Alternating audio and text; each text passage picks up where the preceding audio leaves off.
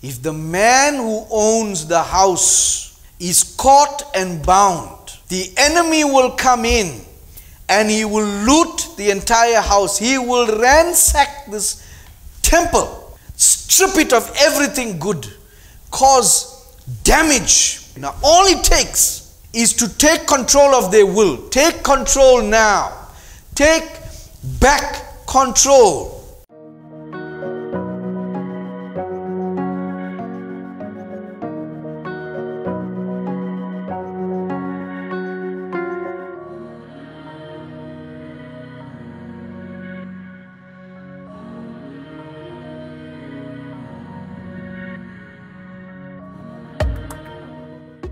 Good morning. Welcome.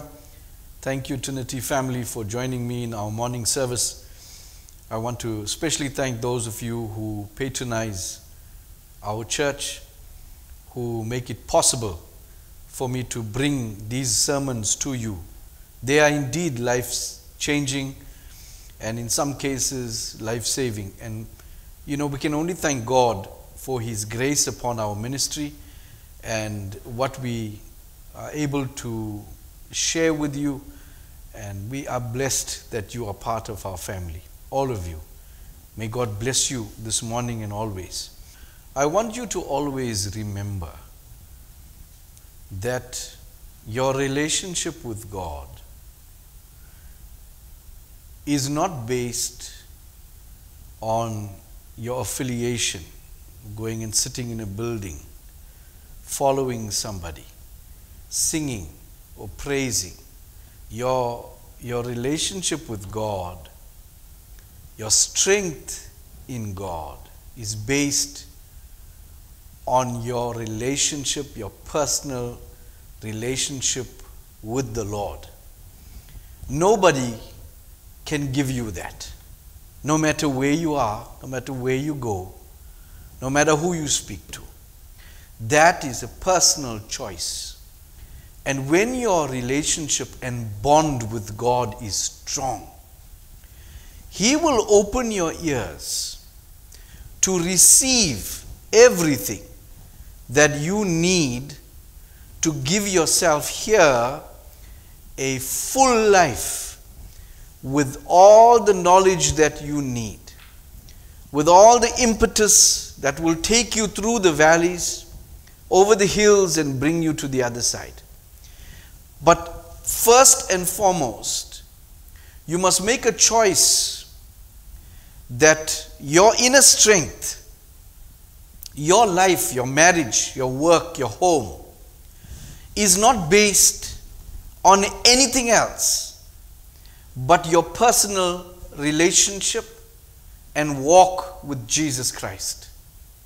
I've been trying to foster that atmosphere upon your life and transferring knowledge of creation and God's wonder into your spirit, so it will give you something to hold on to, something to understand that a creator made you, and your job is to be a worshipper of that creator, starting a relationship with God. And I believe many of you can do that right now today, if you haven't already. You know, if you go into, I want to take an, let's say you're living 5,000 years from now and everybody is dead and you all alone. And you walk into an abandoned building, and that building has been, let's say, a cave. And you go into this cave and there's nobody else around. And you see a washing machine there. Remember, you're living 5,000 years away from now. When you see that washing machine, perhaps you also look on the walls and you see carvings of animals or whatever else, writings. When you look at the evidence in that cave, would you not logically perceive that there was somebody there before you that put that washing machine there, that drew on the wall? Or would you just think that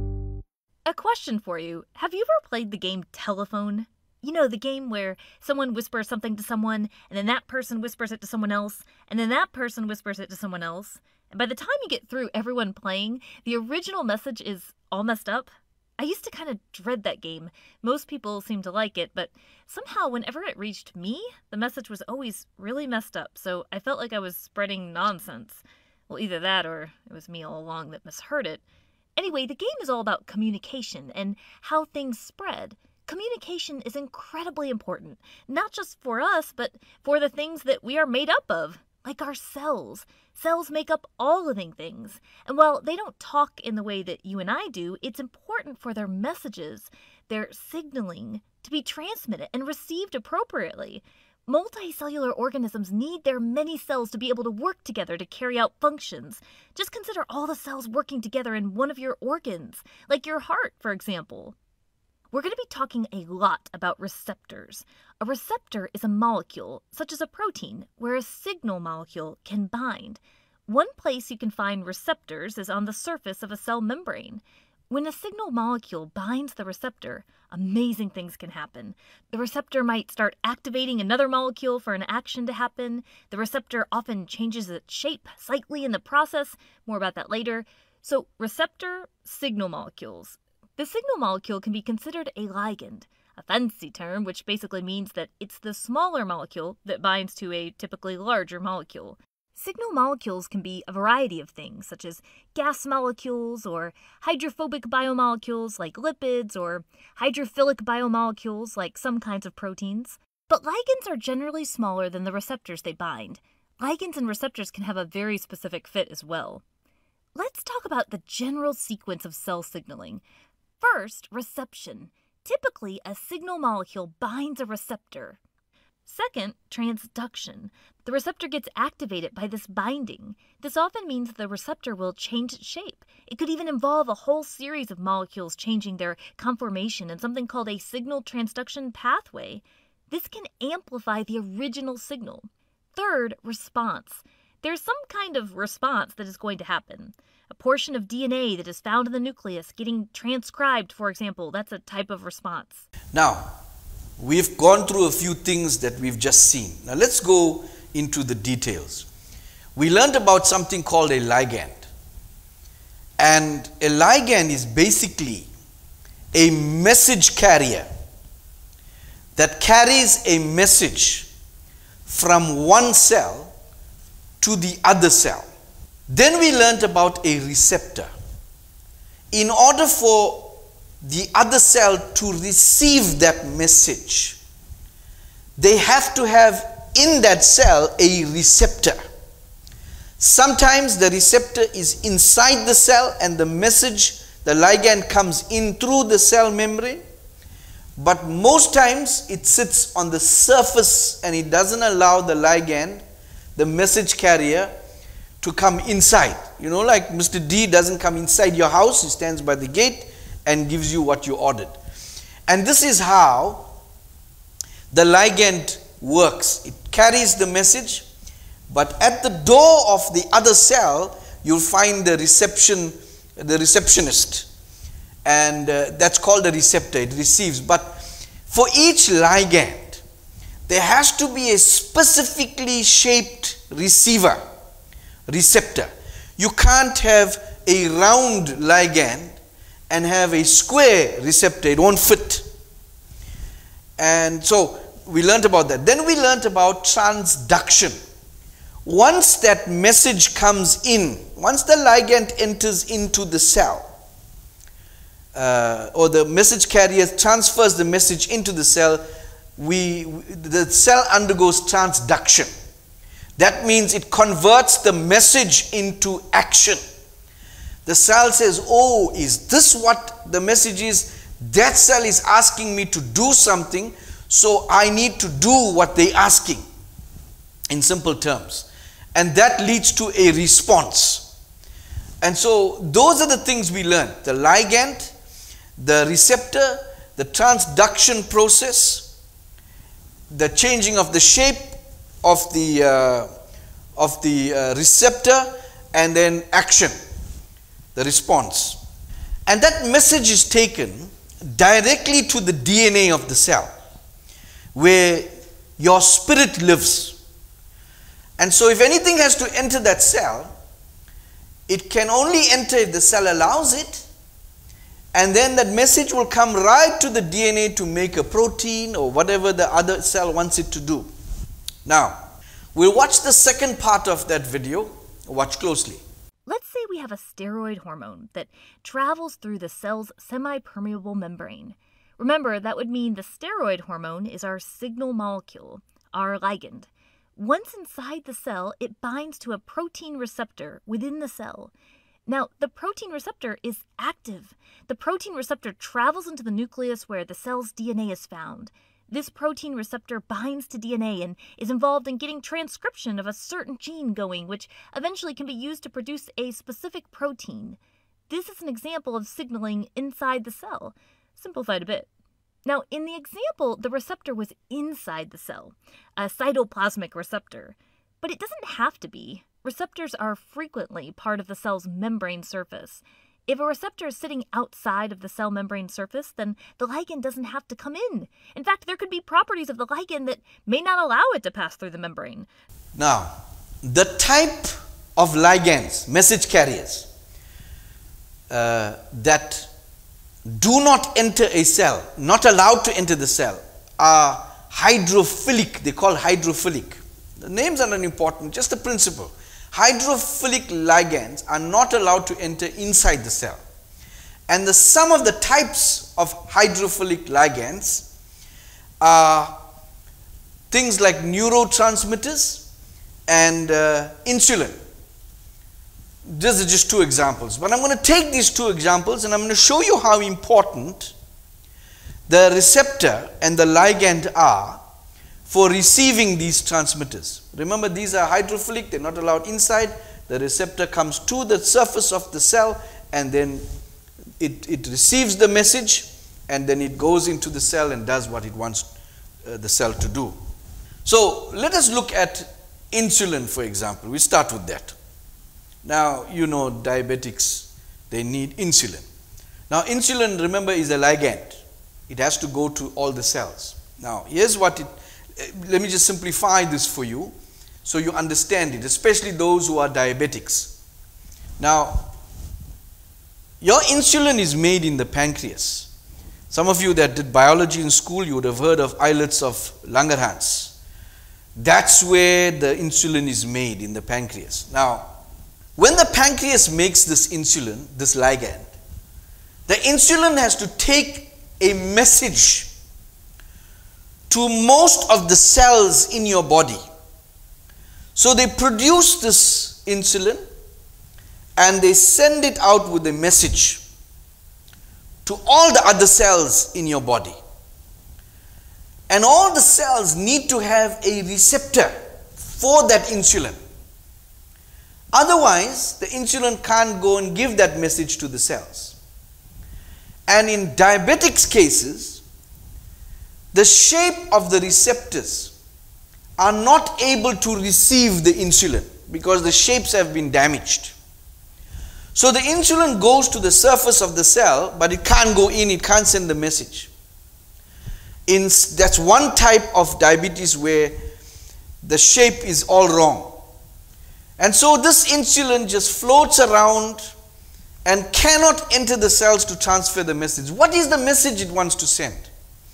It wants to tell the cell there's an excess amount of sugar. Glucose, they use that term. You know, like for example, when you eat food or eat an ice cream or a cake, the potatoes like got a lot of starch and it turns to sugar and it's glucose and it's in your blood. Now, it sends the islets of Langerhans, the pancreas, sends a ligand, a message carrier, to send that insulin and tell the cells, listen, we need you to open so that you can take all the sugar that's in the blood and bring it into the cells so the cells can be energized. But because the receptor is damaged, that message can't go into the cells. So what happens is that because the cells are not getting the message the cells are remaining closed, all the sugar is now floating in the blood. That's why they call it high blood sugar, because the cells are not opening up and reducing the amount of sugar that's in the blood. The second message the insulin is carrying to the cell is to stop making glucose, because that's what cells do. When a person is, continuously your cells make glucose, protein that can come in and give you strength. And so your cells keep, because they never get the message, they keep making glucose and they're releasing it into the blood. So because they didn't get the message to stop making glucose and to take glucose out of the blood, they just keep making glucose and sending it into the blood. So whatever food you eat, the cells are making even more and sending it out. So your blood sugar now is spiking, all because the receptor in your cells is damaged. Now, those of us who are continuously suffering because of this problem, we need to listen very carefully, so not only can you help yourself, but prevent any, you see, because life takes a toll on you, and you're so busy working, earning, supplying, supporting the family, making sure the food is cooked on time, the children are fed. You forget about how you are made. And because you forget, sometimes you don't even know anything. So ignorance also plays a role in your suffering. And then you start to have problems. And then you take these problems to God. And you want to try and solve these problems. Because let me just put it this way. Once you start to create a sickness in your body, because you don't know about these things, that sickness becomes part of you. It gets buried in your genes.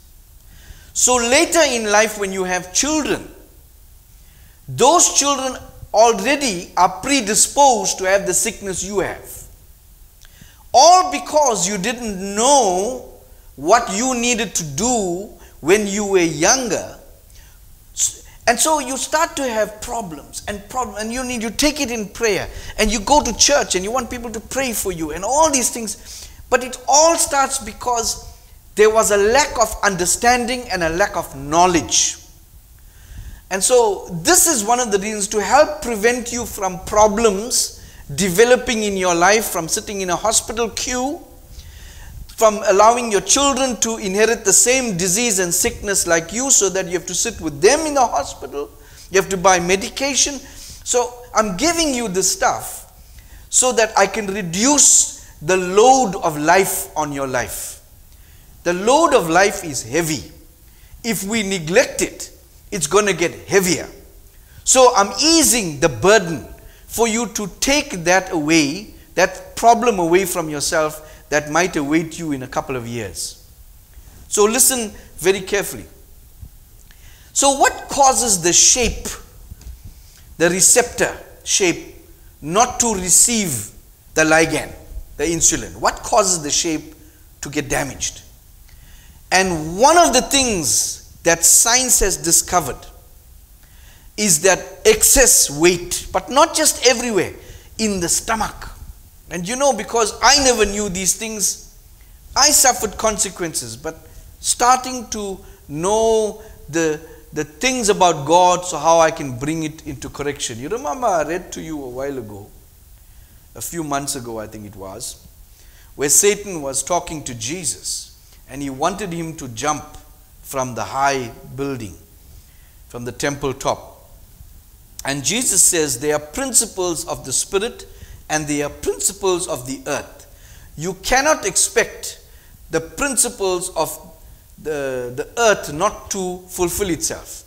So if you go into a dangerous situation, don't expect not to get harmed, because the physical laws take effect. You have to use wisdom. And so I'm giving you this. Now, in that article, they say excess weight. Experts believe obesity, especially too much fat in the abdomen and around the organs called visceral fat, is a main cause of insulin resistance. So your cells are resisting insulin. They are resisting the ligand because the shape is damaged. A waist measurement of 40 inches or more for men, 35 inches or more for women is linked to insulin resistance. So this is how damage is caused. Researchers used to think that fat tissue was only for energy storage. However, studies have shown that belly fat, when you have fat in the belly, it makes hormones and other substances that can contribute to chronic, that means long-term or long-lasting inflammation in the body. Inflammation may play a role in insulin resistance, type 2 diabetes, and cardiovascular disease. Now, one of the hormone types that is made inside you, because your belly fat makes hormones, one of the hormones that is made by your belly fat is called triglyceride. We'll read about it just for a moment. Belly fat also releases high levels of triglyceride in the bloodstream. This increases the production of inflammatory hormones, which also causes insulin resistance. Triglycerides are dangerous things, beloved. They cross the blood-brain barrier and induce central leptin and insulin receptor resistance. So your receptor in the cells is rejecting insulin because it is affected by inflammation, damaged by inflammation caused by triglycerides, which can even go through to your brain. It goes through the blood-brain barrier, and that is, anything that goes through that barrier is dangerous not only to your physical health but to your mental health, your thinking ability. Triglycerides cross the blood-brain barrier rapidly, are found in human cerebrospinal fluid, and induce central leptin and insulin receptor resistance, decreasing satiety and cognition. So in other words, it makes you feel hungry when you're not hungry, satiety, and it affects your cognition, your reasoning, your thinking ability. Mayo Clinic also suggests when you eat, your body converts any calories it doesn't need to use right away into triglycerides. The triglycerides are stored in your fat cells. Later, hormones release triglycerides for energy between meals. So just as a guide, when you're looking at a product that you want to buy for eating, consuming, check the calories and try and burn it out if you're eating a lot. But also most important for sugar people with sugar problems, is to check carbohydrate level. Forget about the sugar. Look at carbohydrates. If it's high, now just between you and I, your carbohydrate intake for diabetes 2 to reverse it, is to have no more than about 50 to 60 milligrams of carbohydrates a day. You have 2 slices of bread, that's about it. A little bit more for the day. So watch that so that you can take care of yourself. And why?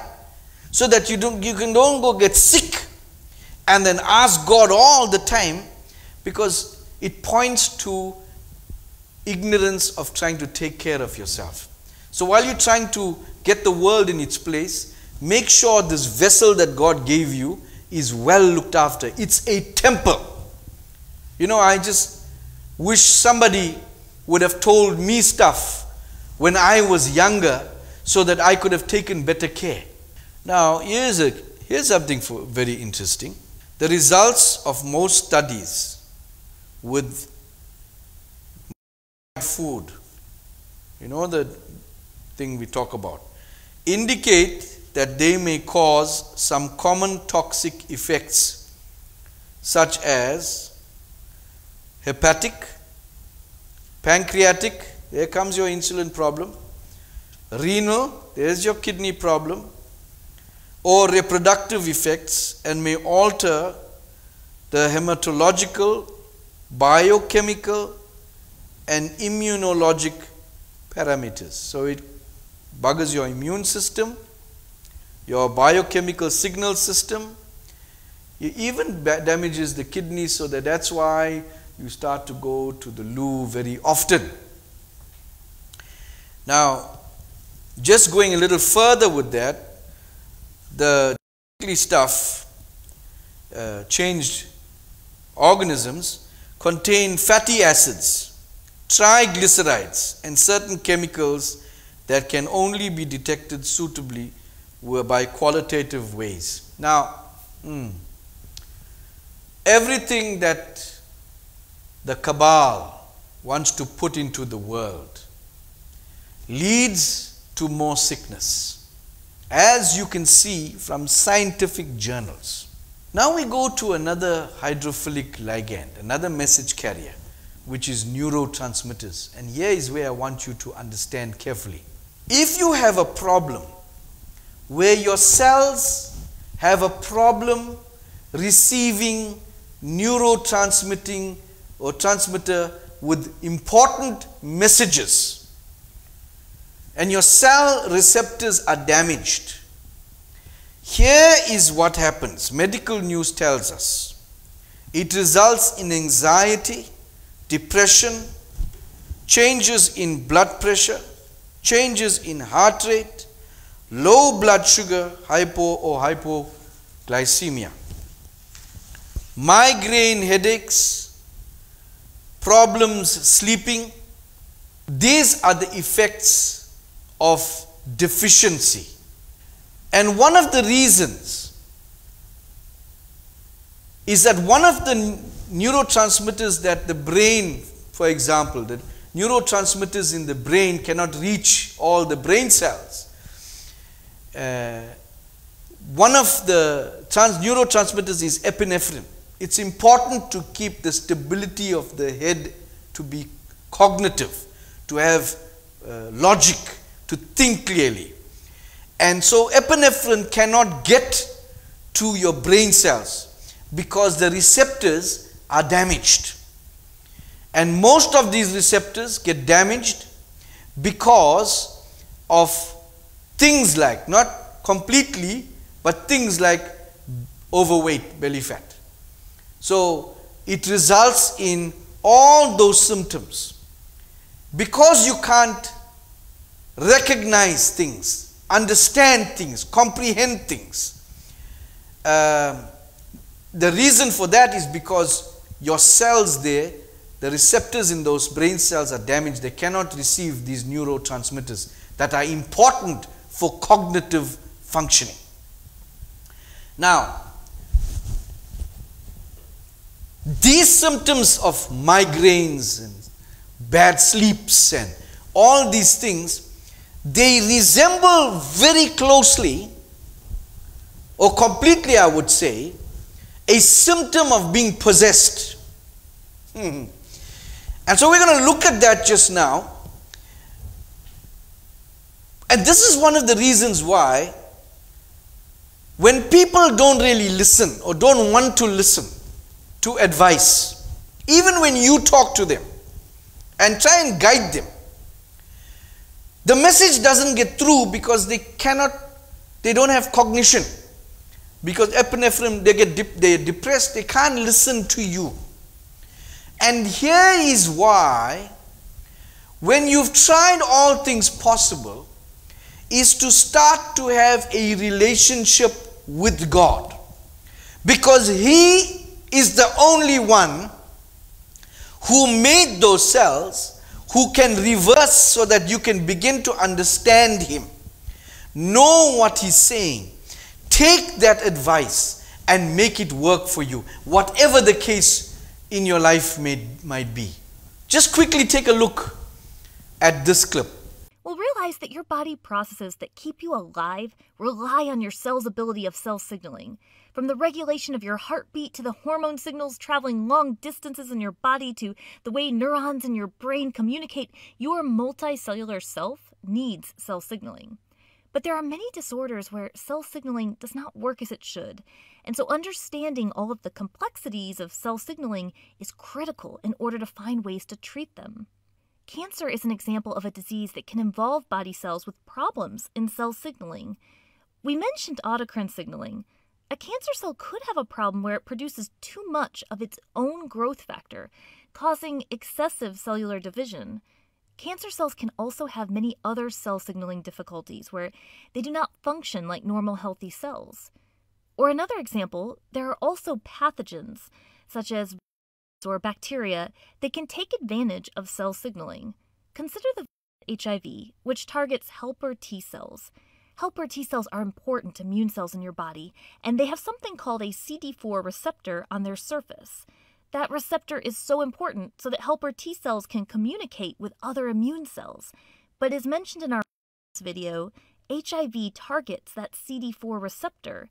It is because of the binding to that receptor on helper T cells that attach and infect the cell in the first place, a fact that continues to be researched for treatment options. Now there's certain things I don't want to say, but I'm going to play this next part. I'm going to leave that on your screen so you can read it and understand it. Just for a few moments.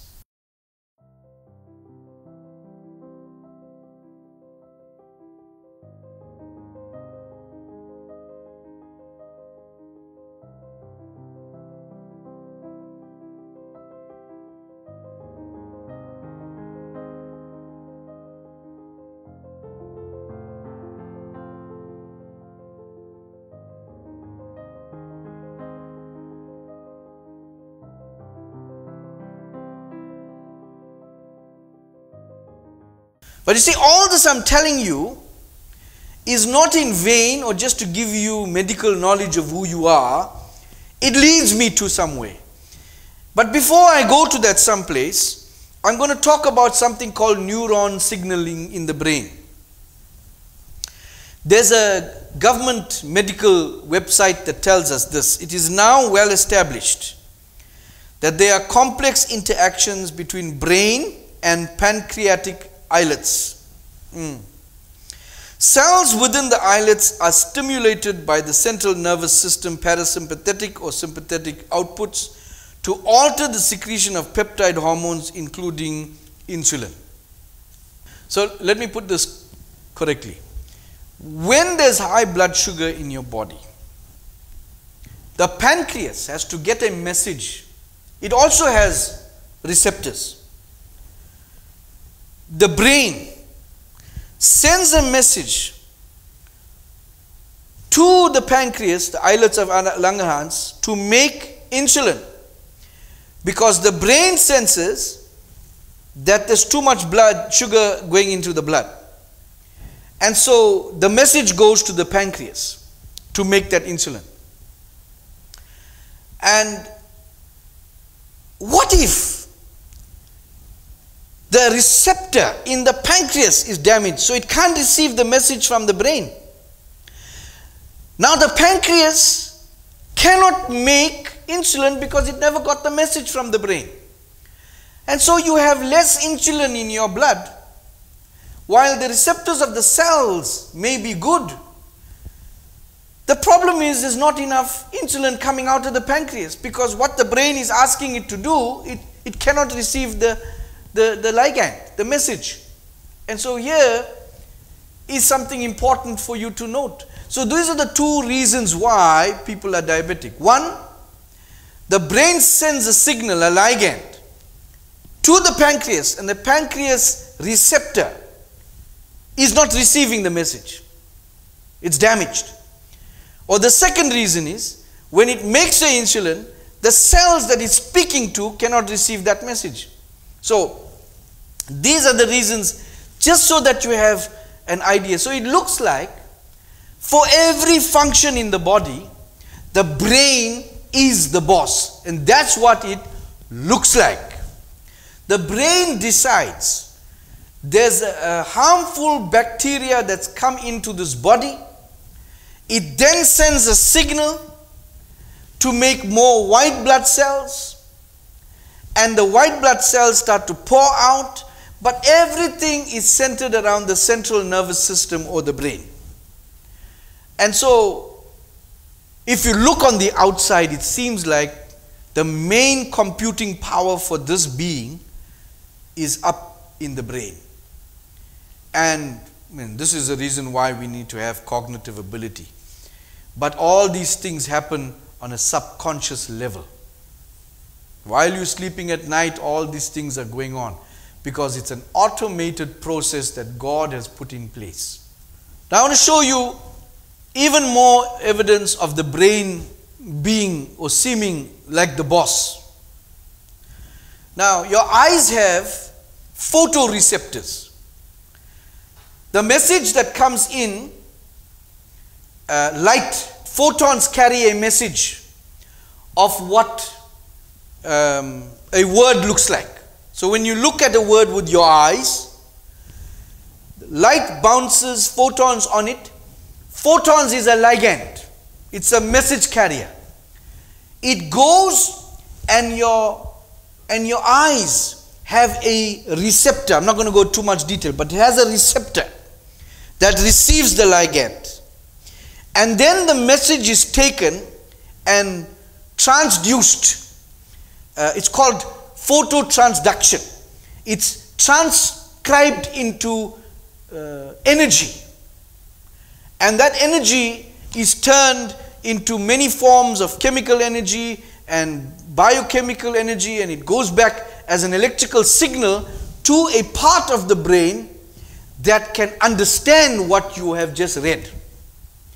Even it happens with the ears. Now let's quickly read this so we get a proper understanding. Photoreceptor. The photoreceptor is a specialist neuron capable of performing phototransduction, by which light is converted into electrical signals which are then transmitted from neuron to neuron. So from cell to cell, inside your brain, the message travels till it reaches that part. One cell has to open, the message goes. The other cell has to open, and it goes like a chain reaction till it reaches the part of your brain that actually sees. Another website talks about the ears. In the cochlea, the snail shell-shaped structure in the inner ear, about 4,000 specialized sound receptors called inner hair cells convert vibrations. That means what you hear with your ears, as I'm talking to you, it's happening right now. Those words are going to hair cell receptors, and they convert it into electrical impulses that are sent directly to the brain for interpretation. This is how microphones work. The one I'm talking into, it's got a transducer. It converts the sound into electrical energy, which goes to a sound disk and then converted again and moved to a speaker where there's a transducer that brings its sound back out. These principles of the earth, even your computer works like that. The microphone works like that. They've stolen those ideas from the building of a human body. So God's design, as I told you, the computer is made after it. Everything electrical is made after God's design. So it's made of a ligand, a message carrier, a message inside that carrier. It's made of a receptor. It's made of a transducer, and then action. So what we saw in the beginning is how the world decided to design things of a technical nature. It's all done because they saw the design of this human body. Magnificent. The devil cannot be original. He has to take designs from God. So what receives instruction, gives instruction? The boss seems to be the brain, doesn't it? To me, this is fascinating. I hope that you get fascinated by God's grand design. I'm going to talk to you about a person, and I want, when you listen to me talking, I need you to understand that the person I'm talking about is a spiritually very dangerous human being. And in no uncertain terms do I want you or recommend that you follow anything that this man says or does because you think that is going to help you. Just wanted to lay that out. There's a world record holder called Wim Hof. He's a Dutchman. He's called the Iceman. He's now a motivational speaker, extreme athlete, noted for his ability to withstand low temperatures. He previously held a Guinness World Record for swimming under ice and prolonged full body contact with ice. And he holds a record for a barefoot half marathon on ice and snow. He attributed these feats to his Wim Hof method, a combination of frequent cold exposure, breathing techniques, and meditation. An article from the Science Explorer says, the Iceman controls his body temperature and immune system with his mind. Now, I want you to understand this, that it didn't say brain, it said mind. And there is a distinct difference, because the mind is the human spirit and the brain is part of the body. The human spirit is the mind. The mind is not a physical thing. The mind is intangible. It is the spirit of a man, the will of a man.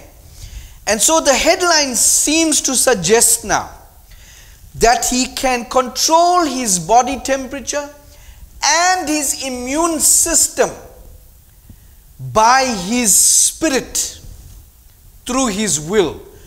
Let's continue. Wim Hof's breathing and mind control techniques have been scientifically proven to enable subjects to regulate their nervous systems and immune systems with their spirits, their will, their minds. Let's take a look at this video clip. My vision is that we are now able to get 100% control over our own brain. We are able to defy inflammation, actually the cause of disease. And then we will change mental health care. With natural ways, we are able to outbalance any hormonal or mental disorder. I tell you once again, any mental disorder. Now, inasmuch as this man has gained world fame, it is important to note that many people have died trying to emulate these things.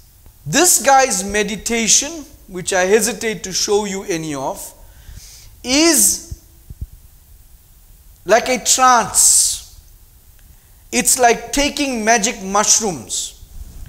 It takes your spirit out of your body into a spirit realm. It's like a seance.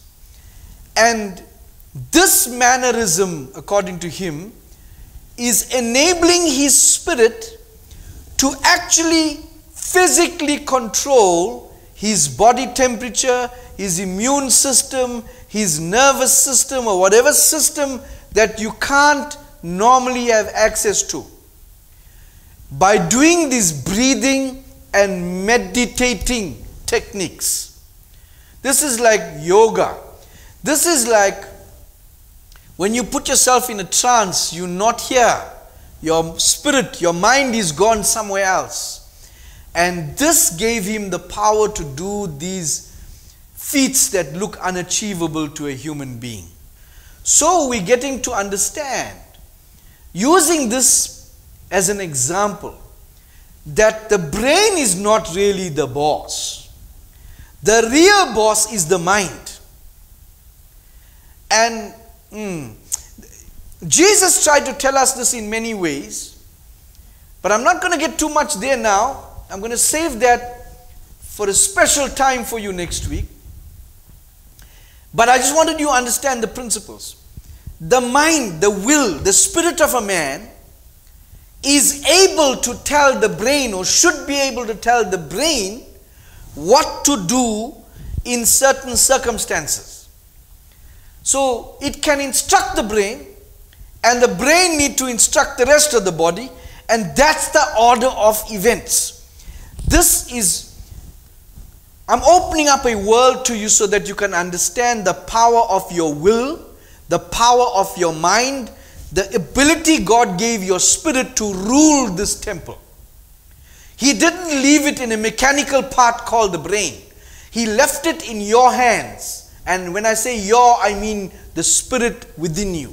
If you take control of your own spirit, you'll be able to control your brain, your thinking, and your brain will follow what your mind tells it to follow. Some of you might not see results straight away and think it doesn't work. No, no. I want you to be able to tell your brain, let's put it this way. If you are right-handed and desperately you want to be able to use both hands, you have to, your will now has to tell the brain, I am going to use this left hand, you make it happen. And after a short space of time, this happens. Let's say you want to get a driver's license. Your brain doesn't tell you that. Your brain just is a computer, it processes information. If your will tells you, I'm going to get my driver's license, your brain follows the pattern. Even when you're learning to drive, your will is, I'm going to drive this automatic or this manual car. And at first you struggle, but it becomes automated. Your brain accommodates what your will desires. So if you are willing, if you really want something, and you push for it hard enough, meaningful, something spiritual, something that will change who you are. If you desire, my partner left me, I will no longer be depressed about this. I lost my business, so what? I lost somebody, somebody stole something, somebody spoke about me, so what? If your will desires it, your brain will carry it out. But if your will becomes depressed, if your will loses hope, if your will chooses to feel sorry for itself, then your brain will follow the same pattern.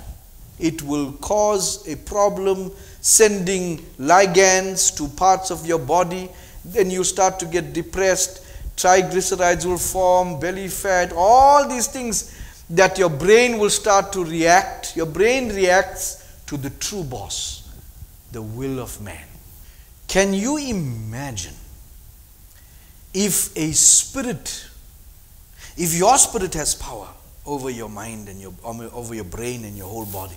Imagine if that spirit is overtaken, is overcome, is hijacked. In other words, if your mind, if your brain is hijacked by a foreign spirit, that thing will come and create a hell inside your body. You remember Jesus faced a demon-possessed man. Let's read some part of it. Then they sailed to the country of the Gadarenes, which is opposite Galilee. And when he stepped out of the land, there met him a certain man from the city who had demons for a long time. And he wore no clothes, nor did he live in a house, but in tombs. You saw? It took control of his mind, took away his cognitive abilities. It stopped ligands from going, so he didn't feel cold, he didn't feel shame, he didn't feel embarrassed, he didn't feel anything. Everything the brain was, you can see the brain was hijacked. And then it seized him. And he was kept under guard, bound with chains and shackles. And he broke the bonds and was driven by the demon into the wilderness. So the demon gave him so much of power. So your muscles have power. Your hands have power. It is the will of the spirit of darkness, that evil spirit, those demonic forces, their will hijack the brain to give the hands power to break the bonds. And what happened? He lost control of his cognition, his understanding, reasoning. He lost control of his faculties. He manipulated his own strength so he can break chains. This is the power of the will. And if the will is hijacked by an outside spirit, then there's going to be havoc, not just inside your body, but I told you that your heartbeat generates atmosphere around you. That too will cause problems. All this devastation that happens inside your body or improvement is all because of the ability for one cell to talk to the other, cell signaling. But the danger comes when the real boss, not the brain, the mind, the will, the spirit of man, is hijacked, is bound. And this is what Jesus says. If the man who owns the house is caught and bound, the enemy will come in and he will loot the entire house. He will ransack this temple, strip it of everything good, cause damage that is going to be very hard to repair. Now, all it takes for people who are already experiencing these negative things of the body is to take control of their will. Take control now. Take back control and make a decision. Let the will make a decision. This is no longer going to be anything to be debated. I have made a commitment, I made a decision, and this is how it's going to be. And you find that everything transforms around you. No, I'm not going to feel sorry for myself anymore. Make a decision. And your body, your brain will accommodate you, and it will send signals to every cell, and the cells will accommodate you because they're all answerable to you. Your mind, your will, your spirit. They all. This entire being is in the hands of your spirit, including the brain. I want you to take back control now. So listen, the brain gets messages from the doctor about your condition, and you hearing it. It's going from one hair cell to the next hair cell, converted into electrical impulse, and it's going to the brain, and the brain is receiving it. You're seeing results with your eyes that are not good news. And when it's going in there, it's turning the brain inside out and making it anxious and making it cause your heartbeat to get breathed. Now your will can override it. Your will can say, no, I'm making a decision. This is not how my brain is going to react. And you come to, when you are in God, you might break down for a day or 2 days or something, but when you are in God, God will be a constant reminder. No, the boss is you. You decide. So, the devil will use cell signaling that will come in from the outside. There's so many things around you that can turn the mind into a negative machine upon your body.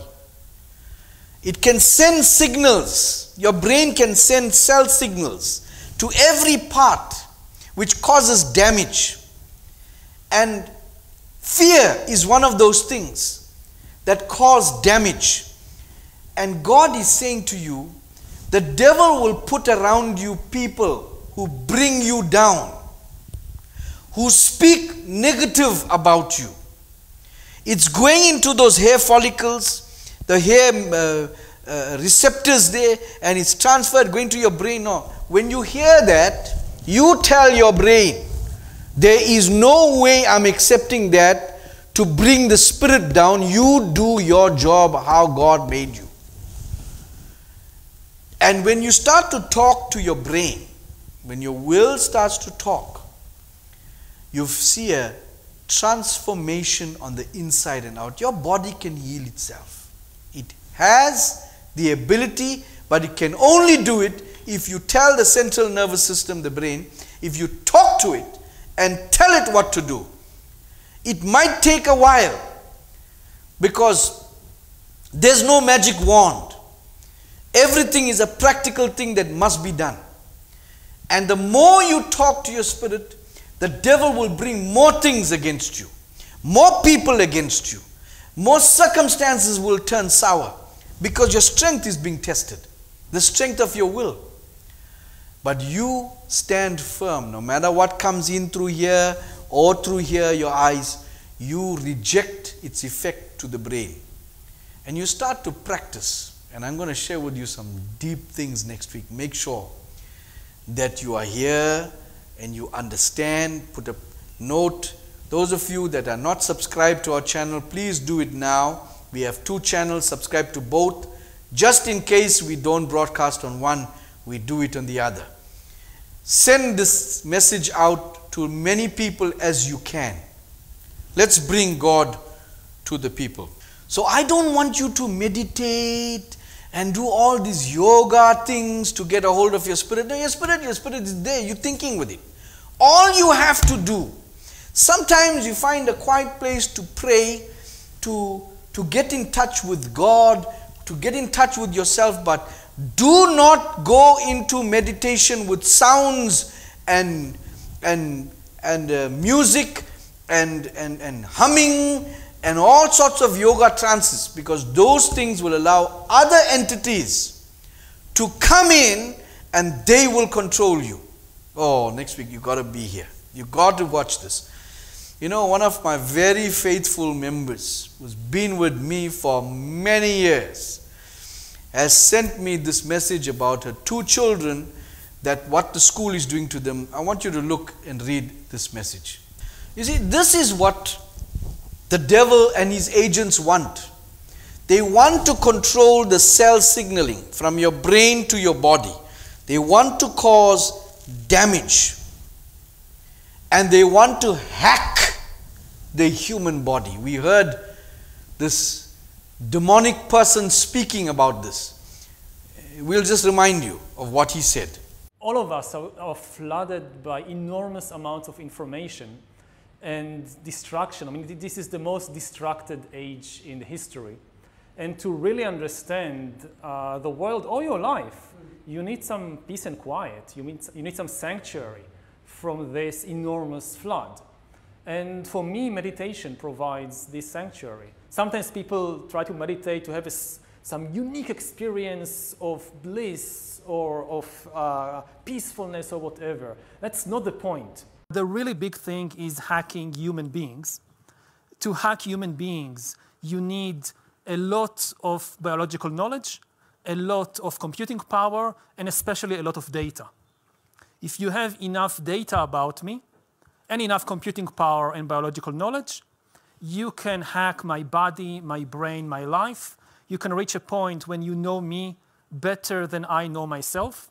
And once you reach that point, and we are very close to that point, then democracy, the free market as we have, and actually all political systems, also authoritarian regimes, we have no idea what happens once you pass that point. You know, cell signaling. They wanted, you know, that poke they were trying to give everyone, poison. It was trying to bluff, trying to evade, trying to con its way into each cell so it can access the DNA, and they've been successful.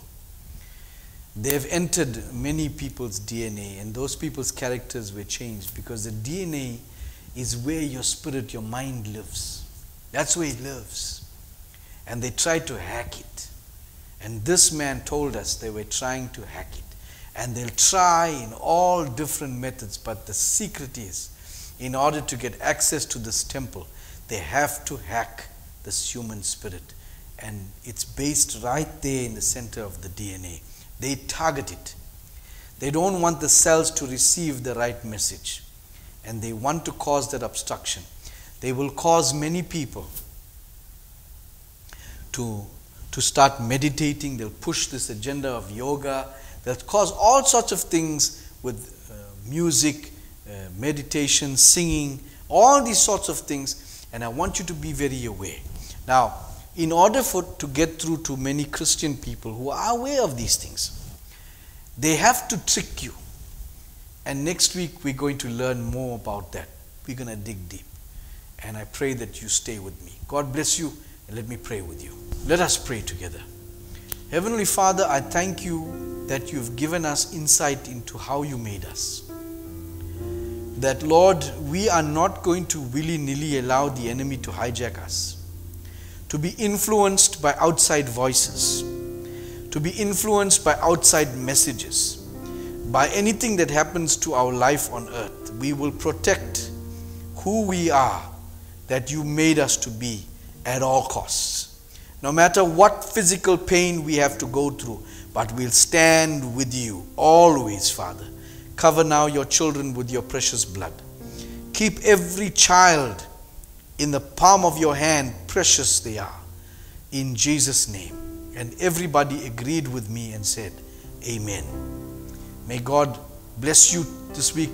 Have yourselves a fantastic week ahead. God bless you. See you next week.